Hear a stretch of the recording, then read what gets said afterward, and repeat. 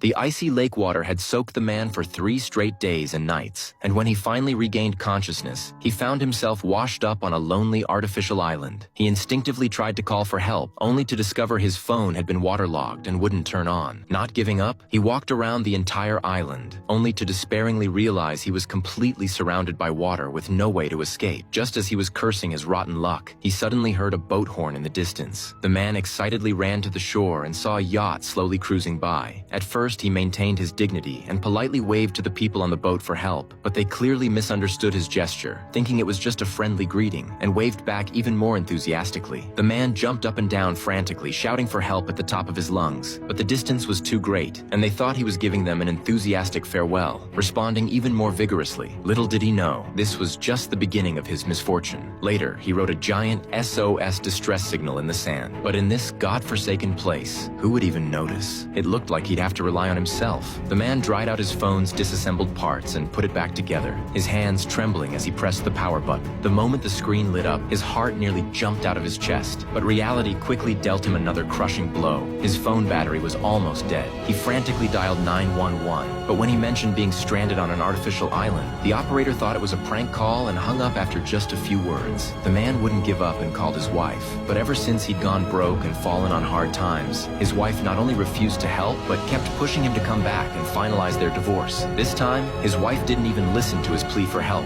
dismissing it as an excuse to avoid the divorce and hanging up without mercy. Just as despair was about to consume him, a call from an unknown number rekindled his hope. He begged the caller for help like a drowning man clutching at straws, only to discover it was a telemarketer. This salesperson was a real business genius. Not only did they have their pitch memorized perfectly, but even when hearing his cry for help, they managed to squeeze in product pitches. The man was going crazy with frustration. Who had time for this nonsense? But no matter how he tried to interrupt, the caller kept going like a wind-up toy. As the low battery warning sounded, his phone finally died completely in his despair. With no other options, the man decided to risk swimming to the opposite shore. But for someone who couldn't swim, this was harder than climbing to heaven. After just a few splashes, the merciless waves slammed him right back to shore.